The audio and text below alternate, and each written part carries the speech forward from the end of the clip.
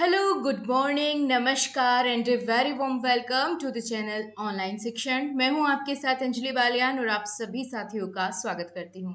So my dear friends, जितने भी aspirants DSSB PRT की तैयारी कर रहे हैं उन सब के लिए CDP सबसे बड़ी प्रॉब्लम रहती है कि 100 मार्क्स की पूछी जाती है और इतना बड़ा सिलेबस, इतना लेंदी सिलेबस, समझ नहीं आता कहाँ से कवर करें और कौन कौन से टॉपिक्स कवर करने हैं, कौन से छोड़ने हैं, प्रीवियस पेपर में कौन कौन से टॉपिक्स पूछे जा रहे हैं। इसका एनालिसिस करना भी अपने आप में बहुत बड़ी बात है क्योंकि इतनी सारी शिफ्ट्स में आपका एग्जाम होता है। तो इन सब आपकी परेशानियों को दूर करने के लिए मैं आपके साथ हूँ, क्योंकि मैं आपको करा रही हूँ CDP का ये कंप्लीट बैच, जिसमें हम प्रीवियस पेपर को ध्यान में रखते हुए उसका एनालिसिस करने के बाद ही मैं आपको हर एक चीज़ कवर कराऊंगी। और जाहिर सी बात है, आप लोग जानते हैं कि CDP में अगर बात करते हैं DSSB की, तो सबसे ज़्यादा जो ऑथेंटिक सोर्स माना जाता है आपका, वो NIOS DLED और IGNOU की बुक्स मानी जाती है।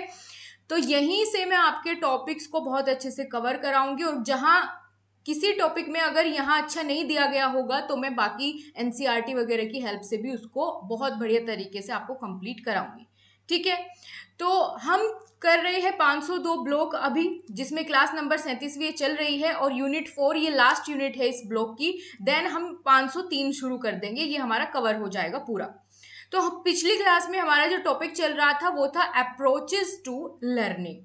इसमें हमने लर्नर सेंटर्ड अप्रोच कर लिया था और जिसमें हमने कोल्ब का learning model, experiential learning cycle देखी थी पिछली क्लास में, जहां से बहुत क्वेश्चन प्रीवियस पेपर में बने हैं।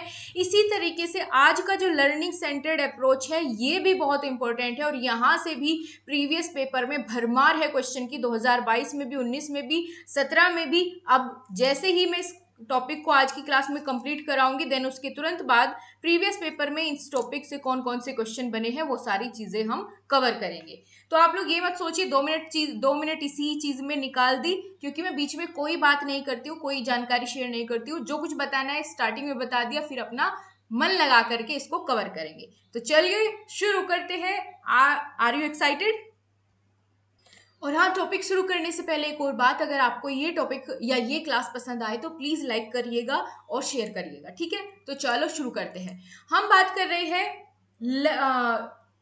अप्रोचेस ऑफ लर्निंग की, जिसमें हमने 3 अप्रोचेस के बारे में कल मोटा मोटा देखा था। Learner centred approach, learning centred approach और एक्टिविटी बेस्ड अप्रोच। तो हम दूसरा आज कवर करेंगे, लर्निंग सेंटर्ड अप्रोच। ठीक है, बहुत ध्यान से देखना। Learning centred education focuses on the learning process involving both students and teachers as co learners. ये बहुत ही बेहतरीन बात इसमें कह दी है, सारी बात का निचोड़ एक ही लाइन में हो गया कि लर्निंग सेंटर्ड अप्रोच पे ना जो मेन फोकस रहता है वो सीखने के प्रोसेस पर रहता है। और इसके अलावा लर्निंग सेंटर्ड अप्रोच में टीचर भी और स्टूडेंट भी दोनों ही सह शिक्षार्थी होते हैं, को लर्नर्स होते हैं, यानी दोनों ही साथ में सीख रहे होते हैं। ठीक है, तो ये इसका एक बहुत बड़ा डिफरेंशिएशन है लर्नर सेंटर्ड अप्रोच और लर्निंग सेंटर्ड अप्रोच के बीच में, कि यहाँ टीचर भी को लर्नर होंगे। ठीक है, so it helps students acquire skills and becoming life long learner. ये क्या करता है, शिक्षार्थियों को कौशल प्राप्त करवाता है या कौशल प्राप्त करने में मदद करता है और उनको लाइफ लॉन्ग लर्नर्स बनाता है। ठीक है, आजीवन शिक्षार्थी।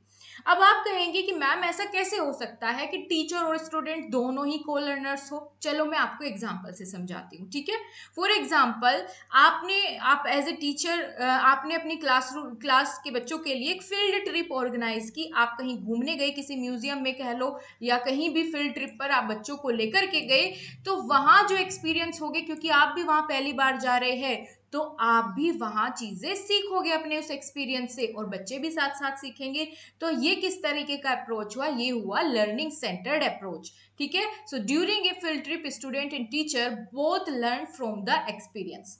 सो इस तरीके से हमारा, आई होप आपको ये समझ में आया होगा।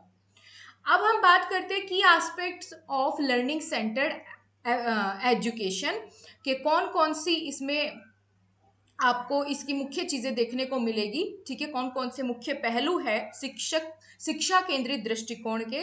चलो सबसे पहले gives primacy to children's experience and needs.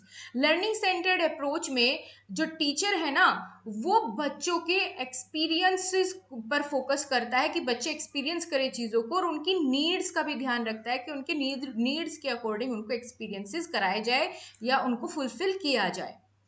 दूसरा है gives children the freedom to work at their own pace. Learning centred approach की एक और खास बात यह है कि इसमें बच्चा ना अपनी गति से सीखता है ना। जल्दबाजी कुछ नहीं होती, जो बच्चा जिस पेस से लर्न करता है वो उसी को फॉलो करता है, ये इनको फ्रीडम होती है बच्चों को। Includes teacher in the process to facilitate effective learning. तो जाहिर सी बात है, प्रभावी अधिगम को यहाँ पर फैसिलिटेट करने के लिए, उसको और इफेक्टिव बनाने के लिए टीचर भी प्रक्रिया में, सीखने की प्रक्रिया में यहाँ पर शामिल होता है। Provide ample opportunities to the children to foster their own strategy of learning. यहाँ पर जो है बच्चे को बहुत सारी अपॉर्चुनिटीज दी जाती है, बहुत सारे अवसर दिए जाते हैं to foster their own strategy of learning, कि वे अपनी स्वयं की अधिगम रणनीति विकसित कर सके, जिस तरीके से वे सीखना पसंद करते हैं। Next develops the competency in critical thinking, brainstorming and life long learning skills. Learning centred approach में फोकस किया जाता है बच्चे के अंदर कॉम्पिटेंसी डेवलप करने में, है ना, दक्ष बनाने में, उनको दक्षता विकसित करने पर फोकस रहता है, ताकि वे लाइफ लॉन्ग लर्नर्स बने और ब्रेन स्टॉर्मिंग कर सके, है ना, अपने विचारों पर मंथन कर सके, क्रिटिकल थिंकिंग कर सके। इन सब चीज़ों पर फोकस रहता है टीचर का। अब आगे बढ़ते हैं, हम बात करेंगे characteristics of learning centred approach. देखो, जितनी भी चीज़ें मैं आपको बताऊंगी, कुछ भी ना तो इसमें एक्स्ट्रा होगा और ना ही होगा कम। आपके हर एक पेपर को ध्यान में रख करके मैंने बहुत मेहनत से आपके लिए हर एक ईयर के पेपर देखे, उसमें से प्रीवियस क्वेश्चंस निकाले। आपको मैं एक बार दिखा भी दूं किस तरीके से, आगे देखो 2019 2022 इस तरीके से सारे प्रीवियस पेपर को देख करके मैंने आपके ये नोट्स तैयार किए, यानी पहले प्रीवियस पेपर देखे तब नोट्स बनाए हैं, ताकि कुछ भी चीजें ना छूटे आपकी, जो आपके लिए जरूरी है। ठीक है, तो बहुत ध्यान से हर एक लाइन को देखिएगा, हर एक लाइन यहाँ पर ऐसी होगी जिससे क्वेश्चन बनने की संभावना रहेगी। पहला है कैरेक्टरिस्टिक नॉलेज कंस्ट्रक्शन। इसमें क्या होता है, बच्चे अपने ज्ञान का निर्माण जो है वो स्वयं करते हैं अपने लर्निंग पेस के अनुसार। Student gather, sanitise, synthesise and integrate information. बच्चे खुद से जानकारी को इकट्ठा करेंगे, उनसे अपने ज्ञान का निर्माण करेंगे। दूसरा है effective communication, using knowledge to address real life issues. यहाँ पर बच्चे और टीचर के बीच में प्रभावी संचार रहता है ना, रियल लाइफ इश्यूज पर दोनों डिस्कस करते हैं। तीसरा है teacher as a coach. Teacher का काम यहाँ पर क्या रहेगा, एज ए गाइड या एज ए कोच रहेगा, जो लर्निंग एनवायरनमेंट या लर्निंग फैसिलिटेट कराता है बच्चे को। ठीक है, नेक्स्ट है इंटीग्रेटेड असेसमेंट। यहाँ पर जो टीचर असेसमेंट का तरीका फॉलो करता है वो होता है इंटीग्रेटेड असेसमेंट, यानी टीचिंग लर्निंग के साथ साथ उसमें ही सम्मिलित रहता है मूल्यांकन भी। अलग से सबमिटिव असेसमेंट वगैरह नहीं होते, है ना, through out the process of learning assessment चलता रहता है। नेक्स्ट है learning from errors, emphasise on generating better questions. त्रुटियों से यहाँ पर सीखना बच्चे जो है वो प्रीफर करते हैं कि खुद से गलतियां करेंगे, है ना, अपने आप सुधार करेंगे, अपने लर्निंग पेस से सीखेंगे, गलतियां करेंगे और फिर उनको सुधारेंगे। नेक्स्ट है डायरेक्ट असेसमेंट, प्रत्यक्ष मूल्यांकन यहाँ पर टीचर फॉलो करता है through paper, project and performance. Interdisciplinary approach follow किया जाता है, कंपेटेबल विद इंटरडिसिप्लिनरी इन्वेस्टिगेशन, कि एक विषय को दूसरे विषय में सम्मिलित करके उसको, है ना, इंटरकनेक्ट करके समझाया जाता है। क्योंकि आप लोग जानते हैं कि जैसे मैथ्स हो गया, है ना, मैथ्स का इस्तेमाल भी आपको अलग अलग विषय में देखने को मिल जाता है।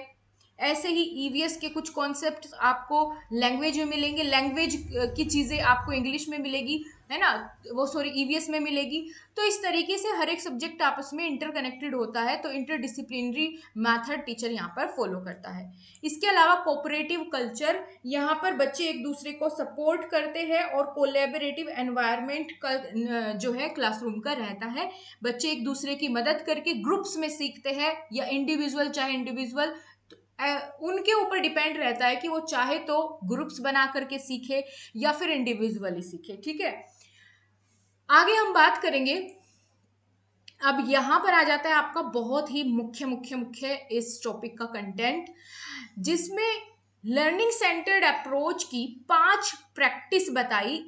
किसने? वीमर महोदय ने। ठीक है, सो वीमर ने क्या बताई? 5 लर्निंग प्रैक्टिस बताई। किसकी? लर्निंग सेंटर्ड टीचिंग की। चलो देखते हैं एक एक करके। ठीक है, कब बताइए? 2002 में। According to Wimmer, there are 5 practices that needs to change to achieve learning centered approach या टीचिंग। अगर आप लर्निंग सेंटर्ड टीचिंग करना चाहते हैं तो आपको ये 5 प्रैक्टिस करनी पड़ेगी, या फिर ये कह लो कि ये 5 प्रैक्टिसेस है जो आपको आप क्लासरूम में आकर के जो पहले से चलता आ रहा है उसको चेंज करेंगे और ये 5 प्रैक्टिस लागू करेंगे, तभी आपका क्लासरूम लर्निंग सेंटर्ड बन पाएगा, तभी आपकी टीचिंग लर्नर सेंटर्ड होगी या लर्निंग सेंटर्ड होगी। ठीक है, लर्नर नहीं, लर्निंग सेंटर्ड होगी, कंफ्यूज नहीं होना है। तो चलो वो 5 प्रैक्टिस कौन कौन सी है उनको देख लेते हैं। पहली है फंक्शन ऑफ कंटेंट। ठीक है, फंक्शन ऑफ कंटेंट, पहले तो इनके नाम जान लो क्योंकि यहां से क्वेश्चन बना है कि वो 5 कौन कौन सी है।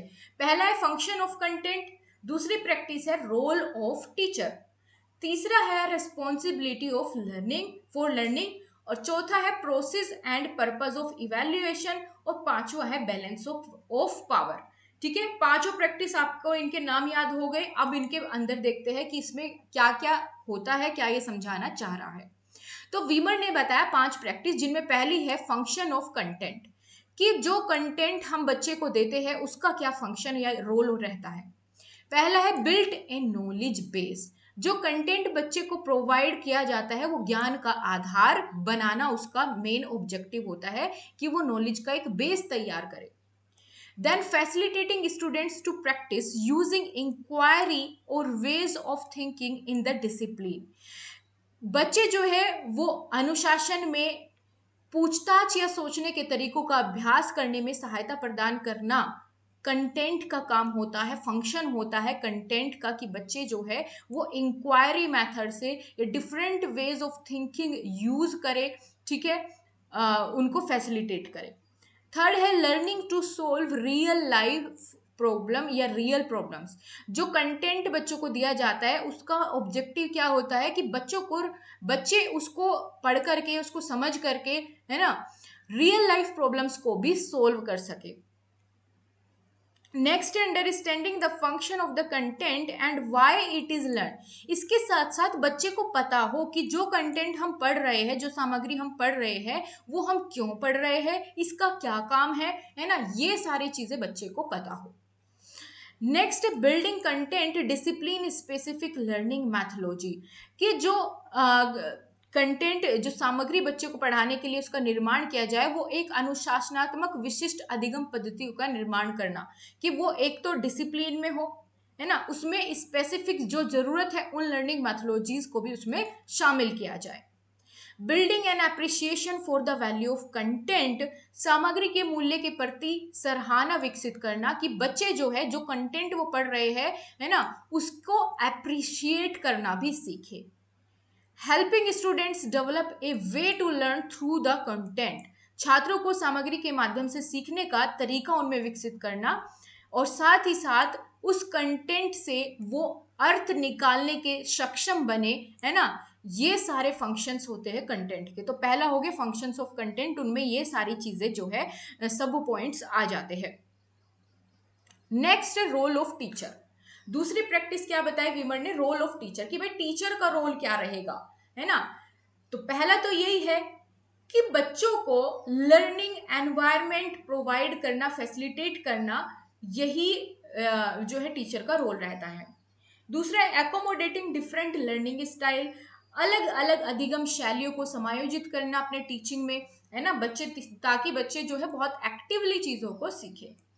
Motivating students to accept responsibility for learning, यहाँ पर बच्चों को ही प्रेरित किया जाता है या बच्चों को ही मोटिवेट किया जाता है कि वो अपनी लर्निंग की, अधिगम की जिम्मेदारी खुद समझे, है ना, वो खुद समझे कि मुझे ये चीज सीखनी है। नेक्स्ट है explicitly aligning objectives, teaching methods and assessment consistently. यहाँ पर बताया गया है कि जो टीचिंग के ऑब्जेक्टिव होते हैं हमारे, है ना, साथ ही टीचिंग मेथड्स होते हैं, असेसमेंट प्रोसेस होता है, इनको स्पष्ट रूप से जो है वो कंटिन्यूअसली चलाया जाए। नेक्स्ट है utilising multiple teaching techniques appropriate for student learning goal, कि टीचर का रोल एक ये भी है कि वो जो बच्चों के लर्निंग लक्ष्यों को, अधिगम लक्ष्यों को प्राप्त करने में उपयुक्त है या सबसे बढ़िया अप्रोप्रिएट है टीचिंग टेक्निक्स, उनको यूज करें, ठीक है, मल्टीपल टेक्निक्स को यूज करें। साथ ही designing activities in which student interact with the material, the teacher and each other. Teacher का रोल ये भी है कि वो इस तरीके से डिफरेंट डिफरेंट एक्टिविटीज को डिजाइन करे ताकि बच्चे जो है इंटरेक्ट करें मटेरियल के साथ भी, जो एक्टिविटी में यूज हो रहा है, टीचर के साथ भी और आपस में भी। साथ ही बच्चों को इंस्पायर करना, एनकरेज करना, ये भी एक टीचर का रोल रहता है, ठीक है। दो प्रैक्टिस हमने देख ली वीमर के अनुसार। तीसरी क्या है? Responsibility for learning. Responsibility for learning, यहां पर टीचर और स्टूडेंट दोनों के बीच में लर्निंग रिस्पॉन्सिबिलिटीज जो है वो शेयर की जाती है। यहाँ पर केवल टीचर की रिस्पॉन्सिबिलिटी नहीं है कि बच्चों को पढ़ाना, यहाँ पर लर्नर की भी रिस्पॉन्सिबिलिटी बनती है कि वो अपनी लर्निंग को बेहतर बनाने के लिए क्या करता है, ठीक है। सेकेंड है students take overall responsibility for learning and assessment. देखो यहाँ कहा भी गया है कि बच्चे की खुद की भी जिम्मेदारी यहाँ पर बनती है या बच्चा खुद भी जिम्मेदारी लेता है लर्निंग सेंटर्ड अप्रोच में, अपनी असेसमेंट की भी और लर्निंग की भी, ठीक है। नेक्स्ट है develop learning skills for further learning. आगे के अधिगम के लिए भी बच्चे में अधिगम कौशल को विकसित किया जाता है या फिर बच्चे की रिस्पॉन्सिबिलिटी ये बनती है कि वो आगे के अधिगम के लिए अपने लर्निंग स्किल्स को एक्वायर करे। Next becoming self directed life long learner. एक बच्चे की रिस्पॉन्सिबिलिटी बनती है लर्निंग सेंटर्ड अप्रोच में कि वो आजीवन जो है शिक्षार्थी बने, स्वनिर्देशित यानी सेल्फ डायरेक्टेड, ठीक है, कि खुद से वो समझे कि क्या क्या चीजें उसके लिए जरूरी है और क्या नहीं। Being proficient eight self assessment, के बच्चे जो है, बच्चे की रिस्पॉन्सिबिलिटी है कि वो खुद से स्वयं मूल्यांकन करने के भी काबिल बने, कुशल बने उसमें भी। Being proficient with all information literacy skills, सभी सूचना साक्षरता कौशल में कुशल बनना, ठीक है, जितनी भी लिटरेसी स्किल्स होती है उनमें खुद को प्रोफिशिएंट बनाना भी ये यहाँ पर बच्चे की रिस्पॉन्सिबिलिटी रहती है। फोर्थ प्रैक्टिस क्या है वीमर के अनुसार? Process and purpose of evaluation, कि भैया इवैल्यूएशन का क्या प्रोसेस रहता है, उसका क्या पर्पस रहता है लर्निंग सेंटर्ड अप्रोच में वीमर के अनुसार। तो यहाँ पर जो इवैल्यूएशन का प्रोसेस होता है वो कैसा रहेगा? होलिस्टिक रहेगा, समग्र रहेगा, और इसके साथ साथ इंटीग्रेटेड रहेगा, यानी एकीकृत, समग्र और एकीकृत आकलन को जो है यहाँ पर लर्निंग में यूज किया जाता है। साथ ही इंटीग्रेटेड असेसमेंट ही तो हमने ऊपर कर ही लिया, इसके साथ साथ बच्चे को कंस्ट्रक्टिविस्ट या कंस्ट्रक्टिव फीडबैक प्रोवाइड किए जाए और रचनात्मक जो है उनका मूल्यांकन किया जाए, फॉर्मेटिव असेसमेंट उनका होता रहे और कॉन्टिन्यूअस असेसमेंट भी उनका चले। इसके साथ साथ पीयर एंड सेल्फ असेसमेंट को भी बढ़ावा इसमें दिया जाता है लर्निंग सेंटर्ड अप्रोच में, कि बच्चे खुद का मूल्यांकन करें और अपने सहपाठी के साथ मिलकर के एक दूसरे का भी यहाँ पर पीयर असेसमेंट भी करें। Multiple opportunities to learn and demonstrate mastery, यहाँ पर बच्चे को खूब सारी अपॉर्चुनिटीज दी जाती है ताकि वो अपने जो भी उसने अधिगम किया है उसमें जो भी अधिगम करने की और उसमें महारत हासिल करने की, मास्टरी अचीव करने की पूरी यहाँ पर अपॉर्चुनिटीज बच्चे को दी जाती है। Encouraging students to justify their answer, यहाँ पर बच्चे को अपने उत्तर को उचित ठहराने के लिए भी प्रोत्साहित किया जाता है। Students and teacher agreeing on feedback time frames, छात्र और शिक्षक के बीच में प्रतिक्रिया की समय सीमा पर सहमति होती है कि एक दूसरे को फीडबैक्स भी यहाँ पर प्रोवाइड करते हैं। ऑथेंटिक असेसमेंट यहाँ पर इस्तेमाल किया जाता है through out the learning process. ठीक है, 4 लर्निंग प्रैक्टिस हमने देख ली। 5वीं है बैलेंस ऑफ पावर। क्या है? Balance of power. इसमें क्या होगा, यानी जो भी शक्ति, शक्ति मतलब जो भी अधिकार है ना, उनको बैलेंस तरीके से या बैलेंस करके रखना कि भाई उसका कंट्रोल कुछ बच्चों के हाथ में भी हो, टीचर के हाथ में भी हो, है ना, सारी चीजें बैलेंस में हो। देखो जैसे इसको, इसके सब पॉइंट पढ़ोगे तो बहुत अच्छे से समझ जाओगे। Students having more control over their own learning. यहाँ पर बच्चे जो है अपने अधिगम पर अधिक नियंत्रण जो है रख पाते हैं, बच्चों के हाथ में ये कंट्रोल दिया जाता है। Teacher empowering student to assume control over their learning. यहाँ पर टीचर ही बच्चों को एम्पावर करता है कि वो अपने अधिगम का नियंत्रण करे। encouraging students to explore additional content and express alternative perspective। Teacher यहाँ पर काम करता है बच्चे को encourage करने का, एडिशनल कंटेंट को एक्सप्लोर करने के लिए और उसको एक्सप्रेस करने के लिए। साथ ही साथ यहाँ पर टीचर का रोल रहता है कि बच्चे को मास्टरी प्रोवाइड करे, जो भी उसको सिखाता है उसमें बच्चा मास्टरी जो है अचीव करे और कॉन्ट्रैक्ट ग्रेडिंग उसको का उपयोग करे। साथ ही ओपन एंडेड असेसमेंट इसमें दिए जाते हैं, है ना, यानी कि जिसके एक से ज्यादा जो है वो बच्चे अपने अपने तरीके से उसको कंप्लीट कर सके, उसका कोई एक ही ऑथेंटिक आंसर ना हो। ओपन एंडेड का मतलब यही होती है कि एक से ज्यादा जो है बच्चे अपने पॉइंट ऑफ व्यू उसमें रख पाए।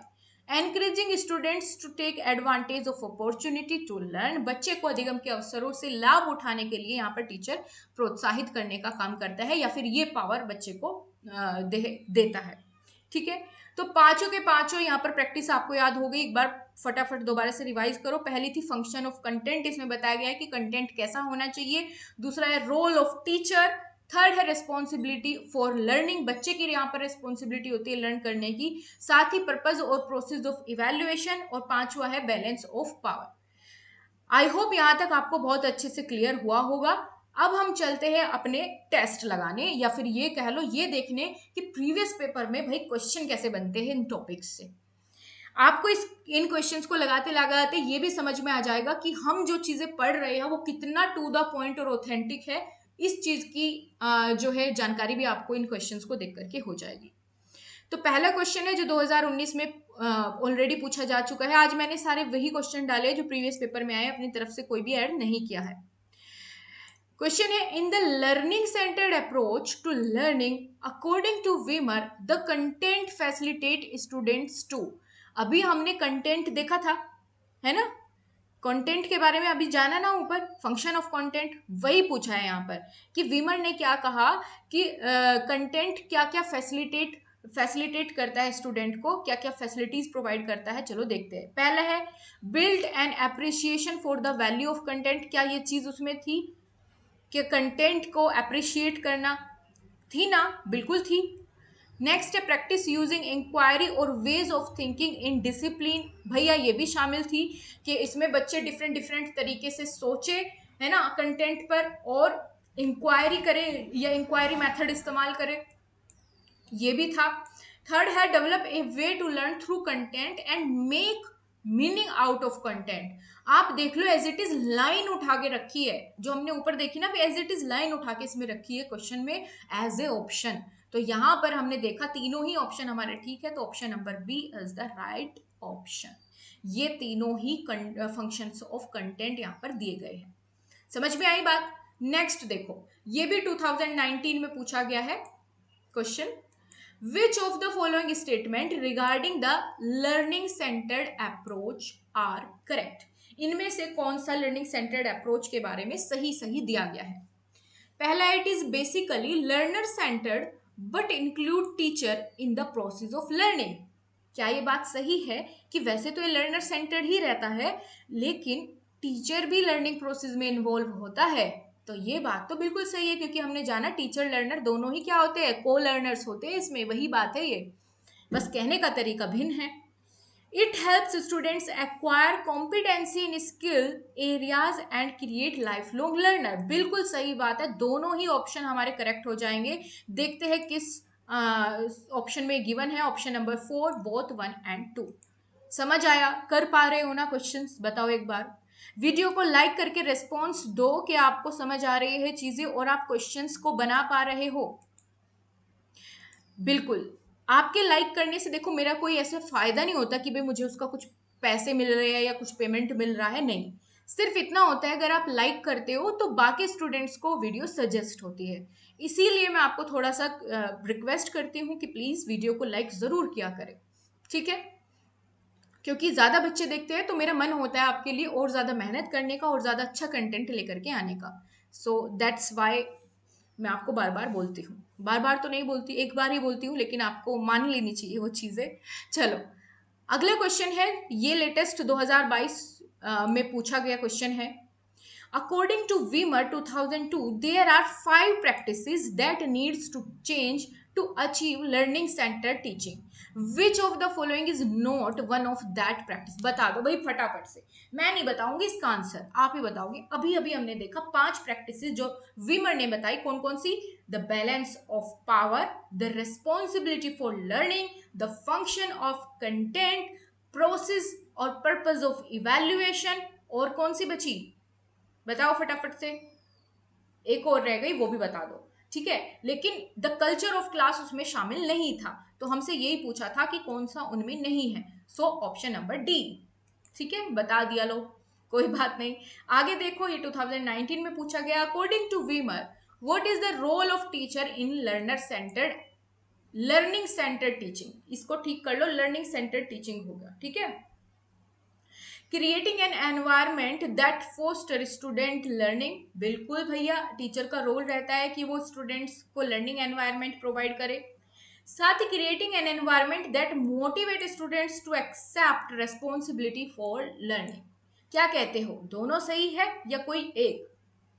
भैया दोनों ही करेक्ट हो जाएगा। आपका option number D, both are the roles of teacher in learning centred approach. Next है, ये भी 2019 में तो यहां भर भर के आए थे question.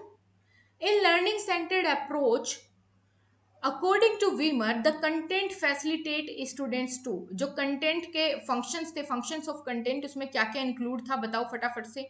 Option A, build an appreciation for the value of content, बिल्कुल सही है। कुछ कुछ इस तरीके का क्वेश्चन पहले भी आ चुका है। दूसरा है, प्रैक्टिस यूजिंग इंक्वायरी और way of thinking in discipline, बिल्कुल करेक्ट है।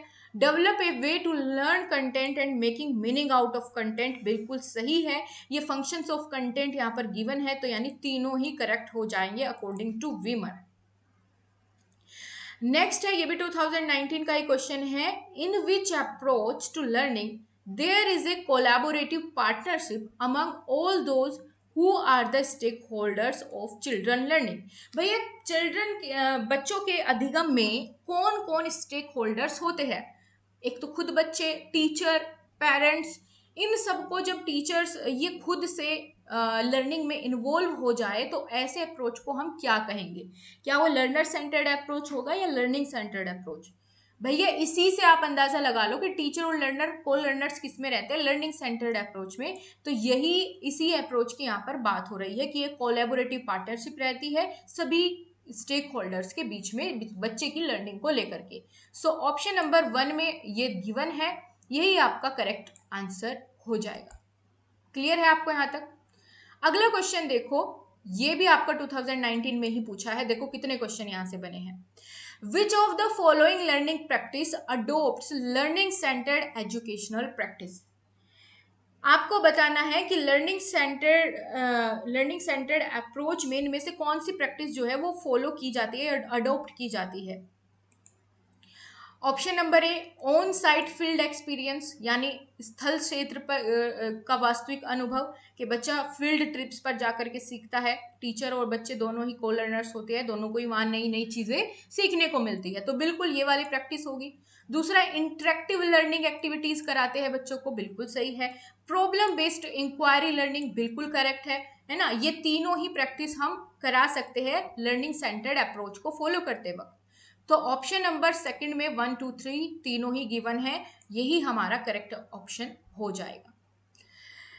अगला क्वेश्चन है, आई थिंक ये लास्ट क्वेश्चन है, ये भी 2019 में ही पूछा गया है कि in which approach to learning teachers are also co learners with the students. बता दो फटाफट से, टीचर्स भी को लर्नर्स होते हैं स्टूडेंट के। 4 ऑप्शन है आपके सामने, इनमें से कौन सा सही है?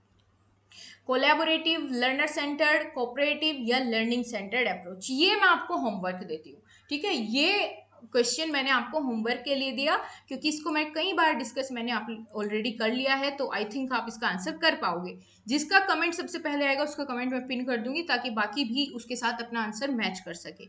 सो गाइज, यहीं तक हमारी आज की क्लास थी। अगर आपको क्लास पसंद आई है तो प्लीज वीडियो को शेयर करें और लाइक करें अगर आपको पसंद आई है, ठीक है। अपना रेस्पॉन्स जरूर दे क्लास पर ताकि मैं आपके ये क्लासेस रेगुलर रख पाऊँ। लेकिन अगर आपका जिस तरीके का भी रेस्पॉन्स है ना कि अगर 100 बच्चे देख रहे हैं तो 5 बच्चे ही लाइक कर रहे हैं, अगर यही रेस्पॉन्स रहता है तो डेफिनेटली मैं क्लास कंटिन्यू नहीं रख पाऊंगी। 1-2 क्लासेस लेकर के मैं और देखती हूँ, आपका रिस्पॉन्स अगर ढंग से होता है तो ठीक है, नहीं तो कोई बात नहीं, मैं कुछ और चीजें ट्राई करूंगी, ठीक है। So thank you so much guys, मिलते हैं आपसे अगली क्लास के साथ। तब तक के लिए नमस्कार, जय हिंद, वंदे मातरम।